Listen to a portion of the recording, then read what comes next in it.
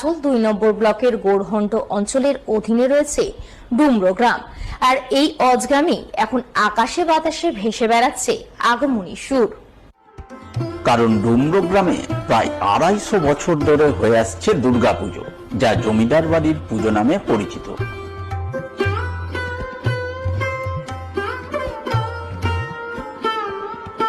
এই পুজোর প্রতিষ্ঠাতা ছিলেন জমিদার গোলকনাথ মিশ্র।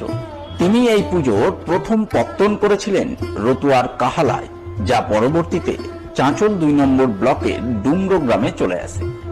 বর্তমানে এই জমিদার বাড়ির পুজোকে ঘিরে আশপাশের 7-8টি গ্রামের মানুষ আনন্দে মেতে ওঠেন। পুজোর কটা দিন তাদের আনন্দস্থল হয়ে ওঠে মিশ্র পরিবারের পুজো মণ্ডপ। 250-300 বছরের পুরনো পুজো খুব আনন্দ সহকারে হয়। মহালয়ার দিন থেকে ঘর এখানে স্থাপন হয়। মহালয়া থেকে ভোগ প্রসাদের শুরু হয়ে যায়। অত্যন্ত জাঁকজমক সহকারে এই পুজোটা বিসর্জনের আগে অবধি অনেক হাজার হাজার লোকের সমাগম হয়। যত লোকের সমাগম হয় সবাই তেল সিঁদুর এটা সেটা আগে কপালে সব ললাটে করে দেয়, লেপন করে দেয়। তারপরে যে এখানে যে গোলকবাবু বলে একজন জমিদার ছিল, ওনার স্ত্রীর নামে এই ঘাটটা আছে। ওনার স্ত্রীর নাম ছিল কুসুম কামিনী। ওর নাম অনুযায়ী এই ঘাটের নামই আছে কুসুম কামিনী। এই কুসুম কামিনী ঘাটেই এই নিরঞ্জন। জমিদার গোলকনাথ মিশ্রের হাতে প্রতিষ্ঠিত এই পুজোয় এখন আগের মতো জাঁকজমক না থাকলেও রয়েছে নিয়ম নিষ্ঠার বহর। প্রতি বছর মহালয়ার পর প্রতিপদে ঘট ভরে চণ্ডী পাঠের মধ্য দিয়ে শুরু হয় পুজো। এরপর ষষ্ঠীতে দেবীর বোধন হয়ে সপ্তমী, অষ্টমী ও নবমী এই 3 দিন মহা ধুমধামে মায়ের পুজো অনুষ্ঠিত হয়। 3 দিনের পুজোয় মোট 9টি পাঁঠা বলি দেওয়া হয়। পুজো শেষে দশমীতে দেবী নিরঞ্জন করা হয় জমিদার গোলকনাথ মিশ্রের স্ত্রী কুসুম কামিনীর নামাঙ্কিত পুষ্করিণীতে। এরপর বসে দশমীর মেলা। পুজোর প্রচলন প্রথমে করছিল গোলকনাথ মিশ্র, তার ছেলে গোপীনাথ মিশ্র, আর এখন যারা আছে সবাই মিলে মহালয়ার পরের দিন প্রতিপদের দিন আমাদের ঘট ভরে দেবীকে। সেই দিন থেকে আমাদের পূজা আরম্ভ হয়।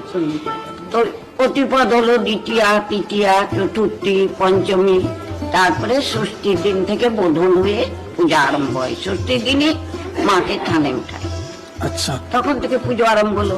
সপ্তমী, অষ্টমী, নবমী, দশমীর দিন সবাই চুমান দান করে বিসর্জন হয়। ওই দশমীর দিনে সবাইকে সিঁদুর তেল মাখিয়ে টাকিয়ে চুমান টুমান হয়।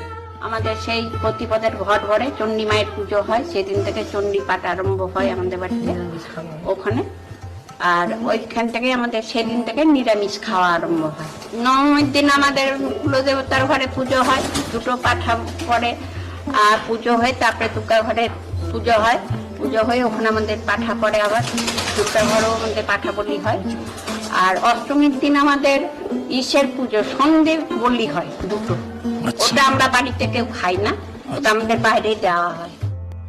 প্রায় 250 বছরের প্রাচীন ডুমরো গ্রামের জমিদার বাড়ির দুর্গাপুজোয় এখনো আগের মতোই আনন্দ মাতামাতি রয়েছে। পরিবারের ছোট থেকে বড় সকলেই পুজোর কটা দিন সীমাহীন আনন্দে মেতে ওঠেন। আত্মীয় স্বজন, বন্ধু বান্ধব, পাড়া প্রতিবেশীদের আগমনে মিশ্র পরিবারের বাড়িতে কার্যত আনন্দের হাট বসে যায়, তা বলাই বাহুল্য। আমাদের বাড়ির পুজো এতটাই সুন্দর যে বাইরে যাওয়ার ইচ্ছাই হয় না।